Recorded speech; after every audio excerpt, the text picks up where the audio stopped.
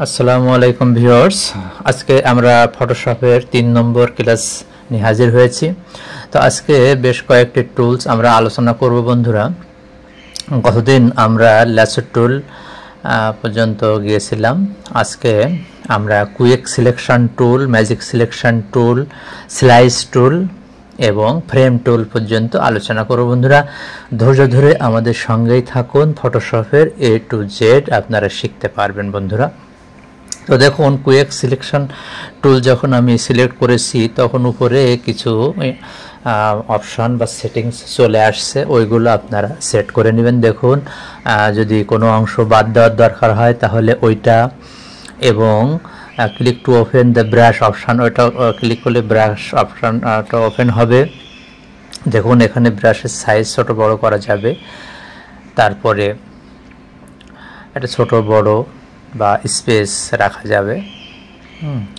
তারপরে দেখুন, প্রেশারের বিষয়টা, পেন প্রেশার, এগুলো আপনারা যেটুকু লাগবে সেটুকু করে নেবেন। এটা ছবির রেজুলেশনের উপর নির্ভর করবে, আপনি যে অবজেক্টটা সিলেক্ট করবেন তার রেজুলেশনের উপর নির্ভর করবে।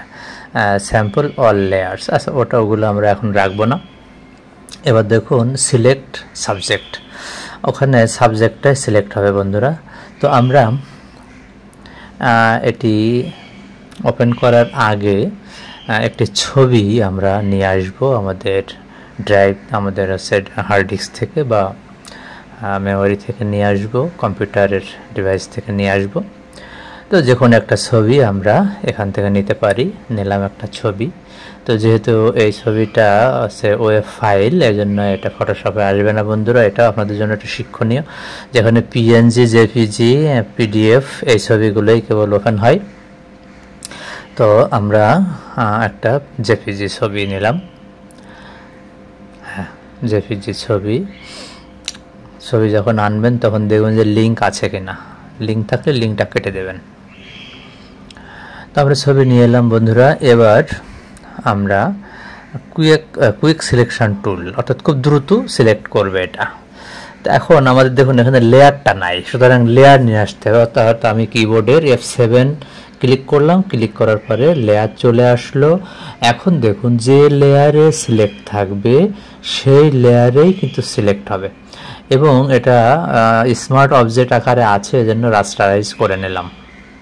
এটা খেয়াল করবেন, যদি স্মার্ট অবজেক্ট থাকে তাহলে কিন্তু এই টুল কাজ করবে না।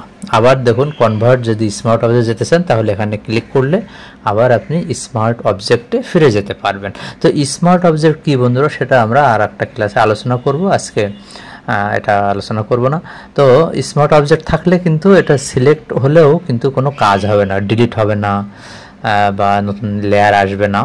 তো দেখুন, কুইক সিলেকশন টুলটা আমরা সিলেক্ট করে আমরা টান, দেখুন অনেক জায়গা বেশি সিলেক্ট হয়ে গেছে। তো আমরা দেখুন কিবোর্ডে আমরা হচ্ছে মাইনাসটা নিব। দেখুন ওই যে বৃত্তর মাঝখানে মাইনাস চিহ্ন, ওইটা এবার মাউস ড্র্যাগ করে টানলে ও কিন্তু সিলেকশন কমাতে শুরু করবে। ঠিক একইভাবে আপনি সিলেকশন বাড়াইতেও পারবেন। তো দেখুন আমরা আস্তে আস্তে আস্তে আস্তে সরাচ্ছি, সরালে সিলেকশন একটু সরে যাচ্ছে। দেখুন চুল খুব হালকা অবজেক্ট, এজন্য এটা ধরা একটু কষ্টকর, তারপরেও দেখুন ওর মতো সরিয়ে নিচ্ছে। সব যে এক টুলস দিয়ে হবে তা কিন্তু না, এই চুলগুলো ধরার জন্য আপনি অন্য ব্যাকগ্রাউন্ড রিমুভ ব্যবহার করবেন, যেটা আমরা পরবর্তীতে আলোচনা করব। তো আমরা উপরের দিকে আর যাচ্ছি, দেখি এখানেও দেখুন অনেক অবজেক্ট বেশি সিলেক্ট হয়ে গেছে, ওটা আমাকে মাইনাস করতে হবে। তো বাদ দিয়ে দিলাম বন্ধুরা, দেখুন বাদ দিয়ে দিচ্ছি। অর্থাৎ মাইনাসটা আপনি যদি কিবোর্ডের অল্টা চেপে ধরেন তাহলেও এই মাইনাসটা পাবেন। তো দেখুন বেশি ডিসিলেক্ট হয়ে গেল, অর্থাৎ বেশি দূর কেটে গেল। তো যাক, আমরা আবার চেষ্টা করব। আবার প্লাসটা নিলাম, নিয়ে এবার আবার কুইক সিলেকশানে যাব। কুইক সিলেকশানে যে আস্তে আস্তে আস্তে আস্তে দেখুন আবার সিলেক্ট করছি আস্তে আস্তে। এবার দেখুন মোটামুটি একটা রিজনেবল পর্যায়ে সিলেকশান হয়েছে। এখন যদি আমরা পিছনের অংশটি মুছে দিই তাহলেও কিন্তু একটা সম্মানজনক পর্যায়ে থাকবে আমাদের এই সিলেকশনটা। তো মোটামুটি আমরা কুইক সিলেকশন সম্পর্কে জানলাম বন্ধুরা। দেখুন এখন কিবোর্ডের ব্যাক স্পেস চেপে এটা মুছে দিলাম। মুছে দিলে মোটামুটি হয়েছে আর কি, একেবারে যে অ্যাপ্রোপ্রিয়েট হবে তাও না, যেহেতু ছবিটা অতটা না ভালো নয়। এই জন্য আমরা এখানে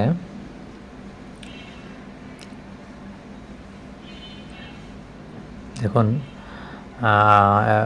মোটামুটি কুইক সিলেকশনটা আমরা আলোচনায় আছি। এবার আমরা আর একটা ছবি নিয়ে আসবো বন্ধুরা, আর একটা ছবি নিয়ে এসে তার উপরেও কিছু কাজ করব। তো কোন ছবিটা নিব আমরা একটু বাছছি, বেছে বেছে একটা ভালো ছবি, ব্যাকগ্রাউন্ড যার সুন্দর, দেখি কোনটা পাওয়া যায়। পছন্দ করাই টাফ। আমার একটা ছবি আছে, এই ছবিটা নিলাম বন্ধুরা। প্লেস এটা রেজুলেশনও বেশি না, হালকা হালকা রেজুলেশনে ছবিটা আসলে কাজ করা একটু টাফ। তো এই ছবিটা রাস্টারাইজ আছে নাকি স্মার্ট অবজেক্ট আছে সেটা কিন্তু আমরা দেখব, এবং ওই ছবির উপর যখন কাজ করব তখন ওই ছবিটার লেয়ারটা সিলেক্ট আছে কিনা সেটাও কিন্তু দেখে নিতে হবে। তো দেখুন আমরা এবার ম্যাজিক সিলেকশন টুলটা নিলাম। ম্যাজিক সিলেকশন টুল নিয়ে ম্যাজিক সিলেকশন টুল কিন্তু একই ধরনের কালারের উপরে বেশি কাজ করে। দেখুন ওখানে ক্লিক করলাম তো ওই অংশটা সাদা বলে ওই অংশটা কিন্তু সে সহজে নিয়েছে, কিন্তু এখানে তার পড়তে একটু জটিল বা কষ্ট হচ্ছে, এজন্য কিন্তু সে পুরাটা নিতে পারছে না। কারণ এখানে কি হোমোজেনাস কালার নাই, এখানে কালারের বিভিন্ন মিশ্রণ আছে। এই জন্য ম্যাজিক ওয়ান টুল এগুলোতে খুব একটা কাজ করে না। ম্যাজিক ওয়ান টুল সবসময় একই ধরনের কালার যখন আপনি সিলেক্ট করতে চাইবেন তখন বেশি কাজে লাগবে। তো আমরা সিলেক্টের ওখানে যে ডিসিলেক্ট করে দিলাম।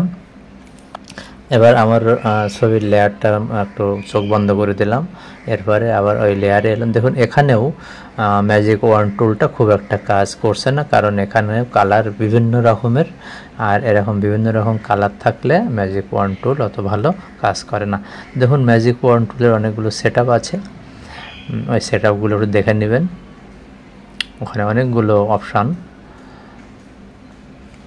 এক একটার পরে মাউস কার্সার ধরলে ও দেখো। যখন এখানে নিউ সিলেকশানের ক্ষেত্রে এটা আমরা নেব, যখন নিউ সিলেকশান দরকার হবে এরপরের অপশানটা দেখুন, এখানে অ্যাড টু সিলেকশান। যখন সিলেকশান করা আছে এর সঙ্গে যখন অতিরিক্ত কিছু দরকার হবে তখন আমরা ওইটা নিব।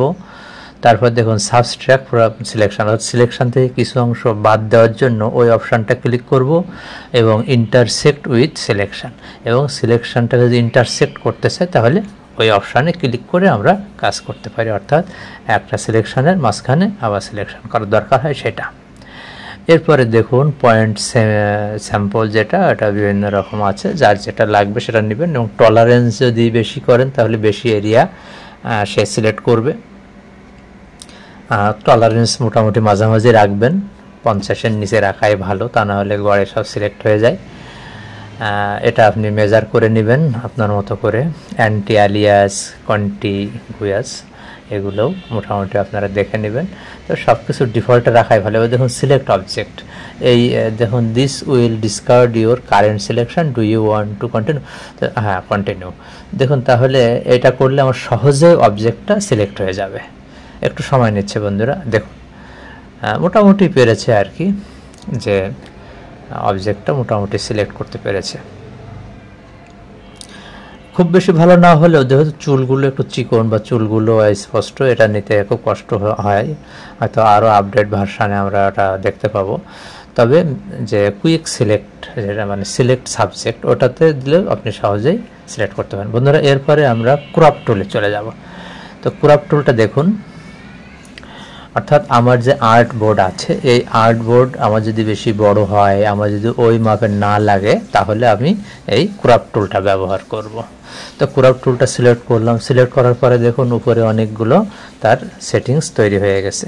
তো ওইগুলো আপনারা ঠিক করে নেবেন, বা আমরা ঠিক করে নিলাম। এরপরে দেখুন আমি ডিফল্ট রাখলাম, অর্থাৎ আমি ইচ্ছা মতো এটা কমাবো বাড়াবো। অর্থাৎ আমার ছবি যে পর্যন্ত আছে, আমি যেভাবে কাজ করছি, যে পর্যন্ত নিতে চাচ্ছি সেই পর্যন্ত কিন্তু আমি নিব।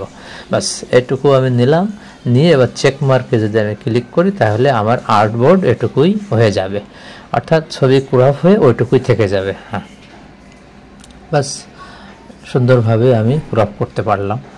এরপরে আমরা কন্ট্রোল জেড দিয়ে ব্যাকে এলাম। ব্যাকে এসে ওখানে আরও কয়েক ধরনের ক্রপ অপশান আমরা পাবো। দেখুন, তাহলে ক্রপ করতে গেলে ওখানে আপনি যে সেটিংসগুলো আসবে ওগুলো একটু স্টাডি করে নেবেন। ওখানে এক একটা সেটিংসের এক এক রকম কাজ আছে। এরপরে দেখুন আমরা পার্সপেক্টিভ ক্রপ টুল, এটার একটু কাজ দেখব। অর্থাৎ আপনার ছবি যদি আঁকা বাঁকা থাকে, লেবেল না থাকে, অনেক সময় বাঁকানো বা কার্ভ করা ছবিকে ক্রপ করার দরকার হয়, তখন মূলত এই পার্সপেক্টিভ ক্রপ টুলটা কাজে লাগে। তো আমার ছবি যেহেতু আঁকা বাঁকা, এই মুহূর্তে ছবি আমি আঁকা বাঁকা পাইনি বা আপনাদের দেখানোর জন্য, জাস্ট আপনারা বুঝতে পারলে হলো। মূলত আমার দরকার হচ্ছে আপনাদের বোঝানো, তো আপনারা বুঝতে পারলেই আমার এই পরিশ্রমটা সার্থক হবে। তো দেখুন বলছে যে could not use the perspective crop tool because the image contains unsupported layers, অর্থাৎ এটা স্মার্ট অবজেক্ট আছে, আমরা এটা রাস্টারাইজ করে নেব। রাস্টারাইজ করে নিলেই আমরা ওর উপরে কাজ করতে পারবো। তো দেখুন ক্লিক করলাম, একটা পয়েন্ট ওখানে তৈরি হলো। এবার আমার ছবি যদি আঁকা বাঁকা থাকে তাহলে সেইভাবে আঁকা বাঁকা অঞ্চল ধরে আপনি পয়েন্ট ধরবেন। মনে করুন যে আমার ছবি এদিকে বাঁকা বেশি, এদিকে ঘোরানো বেশি, সুতরাং আমি ওখানে একটা ক্লিক করলাম এবং আর একটা কর্নারে যেটুকু আমার লাগবে সেটুকু ক্লিক করেই আমি যদি চেক মার্কে ক্লিক করি তাহলে ওর মতন সোজা হয়ে যাবে। যেহেতু আমার ছবিটা সোজা ছিল এই জন্য বাঁকা হয়ে যাচ্ছে, কিন্তু যদি বাঁকা ছবি থাকতো তাহলে ও ঠিকই কিন্তু সোজা হয়ে যেত। তো এই জন্য পার্সপেক্টিভ ক্রপ টুল হচ্ছে আঁকা বাঁকা ছবি সোজা করার জন্য। তো মূলত এটাই। তাহলে আমরা দুই ধরনের ক্রপ টুল পাইলাম, একটা নর্মাল ক্রপ টুল আর একটা আছে পার্সপেক্টিভ ক্রপ টুল। এরপরে আমরা যাবো বন্ধুরা স্লাইস টুল এবং স্লাইস সিলেক্ট টুল। তো এই দুটো আলোচনা করেই আজকের মতো আমরা ক্লাস শেষ করবো বন্ধুরা। তো এই স্লাইস টুলটা কি? স্লাইস টুল হচ্ছে অনেক সময় ওয়েব বাটন ঠাটন তৈরি করার দরকার হয়, যেহেতু এখন অনেক অ্যাপস বের হয়েছে, সুতরাং এই স্লাইস টুলটা ফটোশপে খুব একটা কার্যকারী না, তারপরেও আপনাদেরকে দেখাচ্ছি। মূলত ছবিকে বিভিন্ন খণ্ডে কেটে ফেলার জন্য এই স্লাইস টুলটা কাজে লাগে। দেখুন আমি যেভাবে আমি টুলটা সিলেক্ট করে আমি মাউস ড্র্যাগ করলেই আমার ছবিটা কিন্তু বিভিন্ন অংশে কেটে যাবে, এবং কেটে যাওয়া অংশের ভিতরে আমি কিন্তু বিভিন্ন লিঙ্ক এখানে বসাইতে পারবো এবং বিভিন্ন বাটন আমি বসাতে পারবো। এটা বাটন হিসাবে কাজ করবে আর কি। আমি যখন এই ছবিটা ওয়েব ভার্সনে নিয়ে যাব তখন এর নিচে আমি বিভিন্ন লিঙ্ক সেট করে দিতে পারবো। অর্থাৎ তাহলে আমরা ক্রপ টুল যেটা পাচ্ছি সেটা হচ্ছে মূলত ক্রপ টুল, স্লাইস টুল যেটা পাচ্ছি সেটা হচ্ছে ছবি কেটে কেটে খণ্ড করার জন্য। তো মূলত এটাই এর আলোচনা। এটুকু জানলেই মনে হয় আপনাদের একটা ধারণাটা ক্লিয়ার হবে। আর বিস্তারিতর জন্য পরবর্তীতে আমরা আলোচনা করব যদি আপনারা রিকোয়েস্ট করেন। তো মোটামুটি আমরা স্লাইস টুলটা শিখলাম। এরপরে স্লাইস সিলেক্ট টুল, যাক এটা সিলেক্ট করে আমরা মানে ওটা ক্লিক করলে সিলেক্ট হয়ে যাবে, সিলেক্ট করলে কাজ করতে পারবো। এরপরে আমরা চলে গেলাম ফ্রেম টুল। বন্ধুরা ফ্রেম টুল সিলেক্ট করে আপনি মাউস ড্র্যাগ করলেই একটা ফ্রেম তৈরি হবে, এবং ওই ফ্রেমে আপনি রাইট বাটন ক্লিক করলে ওখান থেকে বা এই সিলেক্ট অবস্থায় যদি আমি কোনো ছবি প্লেস এমবেডেড করি তাহলে আমার ছবিটা সরাসরি ওই ফ্রেমের মধ্যে এসেই জড়ো হবে। দেখুন আমি যে ছবিটা নিলাম ওই ছবিটা ফ্রেমের মধ্যে চলে আসছে, কিন্তু ছবির সাইজটা ছোট এবং ফ্রেমের সাইজটা বড় বলে ওখানে এমন দেখাচ্ছে। তো ছবির সাইজ এবং ফ্রেমের সাইজ যদি এক করে নিতে পারেন তাহলে ওটা একই মাপের হয়ে যাবে। তো দেখুন use the mouse to create a new rectangular. আর এরপর এটা দেখুন এটা হচ্ছে ইলিপা স্কোয়ার হিসাবে আমার ফ্রেমটা তৈরি হবে। তো দুই ধরনের ফ্রেম আমরা এখানে পেয়েছি, একটা হচ্ছে রেক্টেঙ্গুলার বা চতুর্ভুজ, আর একটা হচ্ছে আপনার ইলেকট্রিক্যাল বা বৃত্ত আকারের। তো আমরা দুটাই দেখব। আমরা একটা নিলাম, এটা কিন্তু আমরা ইলিপ্টিক্যাল বা বৃত্ত আকারে আমাদের ফ্রেমটা তৈরি হয়েছে, অর্থাৎ এখানে যে ছবি আমরা নিয়ে আসব ওই ছবি কিন্তু বৃত্তের মধ্যেই আসবে। তো আমাদের দেখুন যে ফ্রেমটা সিলেক্ট থাকবে সেই ফ্রেমে আমি যদি কোনো ছবি প্লেস এমবেডেড করি তাহলে ছবিটা ওই ফ্রেমের ভিতরে চলে আসবে। তো আমরা একটা ছবি আনবো বন্ধুরা, দেখুন প্লেস এমবেডেড, যে কোনো একটা ছবি আমরা নিতে পারি। হ্যাঁ দেখুন ওই ছবিটা বৃত্ত আকারের যে ফ্রেম তার মধ্যে এসেছে। এবার ওইটা আমরা সিলেক্ট করব, সিলেক্ট করে মানে পরের ফ্রেমটা এটাও কিন্তু সার্কেল আকারে আসছে, এর মধ্যে আমরা আর একটা ছবি নিয়ে আসবো। হ্যাঁ আর একটা যে কোনো একটা ছবি আমরা নিয়ে আসতে পারি, নিয়ে আসুন, ব্যাস। খুব চমৎকার না বন্ধুরা, কি চমৎকার ফ্রেমের ভিতরে ছবি এখনও বিভিন্ন প্রয়োজনে লাগবে আর কি। তো যেহেতু আমরা বিগিনার, সুতরাং আপনারা একটু দেখবেন, দেখার পরে বারবার এটা প্র্যাকটিস করেন। প্র্যাকটিস না করলে কিন্তু আপনি একটা ভালো শিখতে পারেন। এবং আমি আপনাদের প্ল্যাটফর্ম তৈরি করে দিলাম, আপনারা দেখা যাচ্ছে এর চেয়েও প্র্যাকটিস করে করে আরও ভালো কিছু আপনারা করতে পারবেন।